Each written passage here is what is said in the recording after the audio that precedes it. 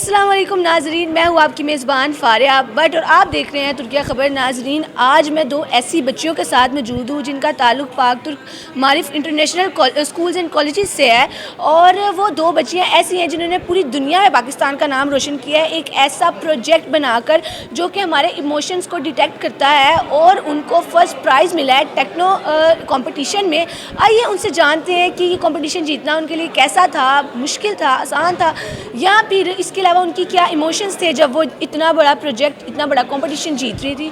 आइए इनसे मिलते हैं, इनसे जानते हैं। अस्सलाम वालेकुम। वालेकुम अस्सलाम। बेटा क्या नाम है आपका? मेरा नाम उस्मा फातिमा है। ओके, तो बेटा कौन सी क्लास में हो आप? मैं ग्रेड 7 से हूँ। माशाल्लाह। तो बेटा जब आप गए तुर्की गए आप, ठीक है, तो आप लोगों को इंस्टेंट ही पता लगा होगा कि हमने इस चीज़ पे प्रोजेक्ट बनाना है, तो वो क्या सिनेरियो था, थोड़ा हमें प्रोजेक्ट के बारे में बताएंगे आप? वो बेसिकली हमें पहले से पता, हमने पार्टिसिपेट किया हुआ था, अपने रजिस्टर कराया हुआ था इस कंपटीशन में। तो इसकी 3 राउंड्स होते हैं और उसमें क्वालिफिकेशन होती रहती है। अगर आप राउंड 3 तक पहुँचो तो ये बहुत ही बड़ी बात होती है, मतलब पोजीशन का इतना मैटर नहीं करता कि आप लो, फिर तो बहुत अच्छी बात है, लेकिन राउंड 3 तक पहुँचना भी बहुत ही बड़ी बात है। तो हमारी कैटेगरी थी सोशल इनोवेशन, जिसमें ह्यूमैनिटी बेस्ड हमने प्रोजेक्ट बनाना था। और जो हमने प्रोजेक्ट बनाया, डिवाइस बनाई थी एक इमोशंस रीडर गैजेट फॉर क्वाड्रिप्लेजिक्स। अब क्वाड्रिप्लेजिया ये एक ऐसी टर्म है जो सारे लिंगुअल और डिसऑर्डर्स को ले आते हैं, जिस तरह फालिजदा लोग होते हैं वो जो बोल नहीं सकते।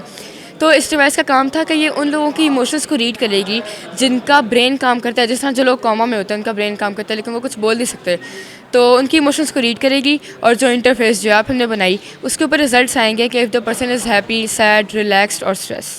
ओके, तो ये उन लोगों पे भी बन सकती है कि जो अभी छोटे होते हैं, छोटे बच्चे, और वो कुछ कोई फीलिंग महसूस करते हैं और वो बता नहीं सकते, तो क्या ये उन लोगों पे भी है?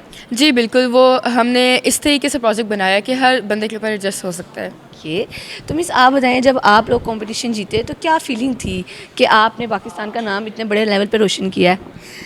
फीलिंग तो ऑब्वियसली एक प्राउड पाकिस्तानी थे हम, प्राउड अनाया नहीं थी, प्राउड पाकिस्तानी थे। और क्योंकि मैं आपने अगर वीडियोस में देखा होगा तो मैं फ्लैग लेके गई थी और बहुत अच्छा लग रहा था, सरसब्ज़ ये परचम स्टेज के ऊपर, तुर्की मारिफ फाउंडेशन के स्टेज के ऊपर।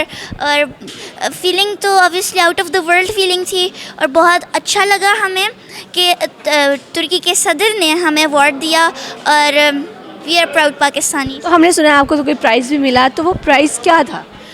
प्राइज़ तो हमें एक शील्ड मिली थी and this medal, also we got cash prize. Okay, how much?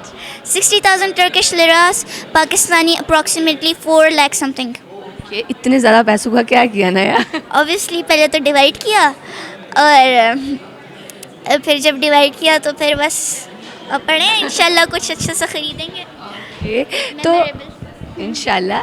तो बच्चे मुझे ये बताओ कि जब आपने कंपटीशन जीता और उसके बाद आप पाकिस्तान आए, तो क्या पाकिस्तानी गवर्नमेंट ने भी उसी तरह आपकी अप्रिसिएशन की या अभी तक कोई उम्मीद है उनसे? उम्मीद तो है कि ऑब्वियसली अप्रिसिएशन, आप हमारे न्यूज़ चैनल्स ने हमें बहुत अप्रिशिएट किया, हमारे स्कूल ने, हमारे फ्रेंड्स एंड फैमिली, ऑब्वियसली हमारे प्राउड पेरेंट्स ने। लेकिन हमारी गवर्नमेंट से अभी लिंक थोड़ा हमारा स्कूल कर रहा है और हम शायद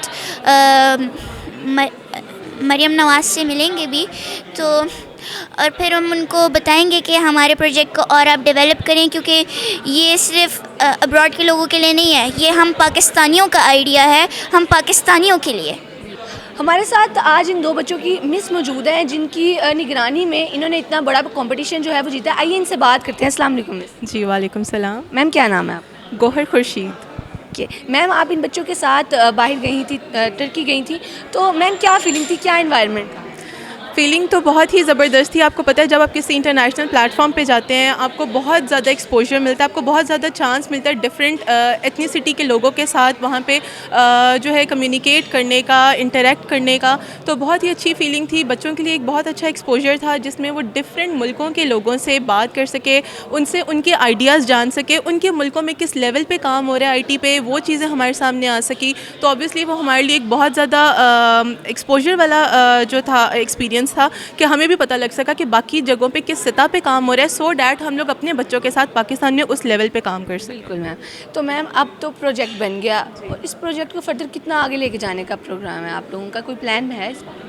अच्छा, इसमें ऐसा है कि जो है अगर आप देखें कि डिफरेंट अगर मैं आपको बताऊं कि नेशनल लेवल पे कि हम क्या करना चाहते हैं, इंटरनेशनली एक दो ऐसे प्रोटोटाइप्स हैं, बल्कि एक फ़ाइनल प्रोडक्ट्स हैं जो मार्केट में अवेलेबल हैं, लेकिन वो इतने ज़्यादा ह्यूमन फ्रेंडली नहीं है। वो कुछ आप किसी मेडिकल हेल्थ के अलावा यूज़ नहीं कर सकते हैं, क्योंकि आपको कोई मेडिकल हेल्प चाहिए होगी उसे असेंबल करने के लिए, उसको रीड आउट करने के लिए। लेकिन जो हमारा गैजेट है वो उन सबसे डिफरेंट है और इसलिए स्पेशल है कि उसके लिए आपको कोई मेडिकल एड नहीं चाहिए, आपको कोई हेल्प नहीं चाहिए, वो रेडी टू असेंबल है। आपने सिर्फ उसको वेयर करना है और आपकी फैमिली मेम्बर्स ऐप पे वो मॉनिटर कर सकते हैं कि राइट नाउ वो पेशेंट कैसा फ़ील कर रहा है। तो इसलिए हमारा जो ऐप है और गैजेट है वो बहुत ज़्यादा स्पेशल है। इसको अगर हमें फैसिलिटेट किया जाता है इसको कमर्शलाइज़ करने के लिए या उसे स्टार्टअप करने के लिए, तो ये हमारे मुल्क के लिए बहुत ही बेहतरीन एक गैजेट होगा। जो इस तरह के कॉमा में लोग होते हैं, जो पैरालाइज्ड लोग होते हैं, और आपको पता है इस तरह के लोग जो बहुत लंबे अरसे तक जो है इस कंडीशन में रहते हैं,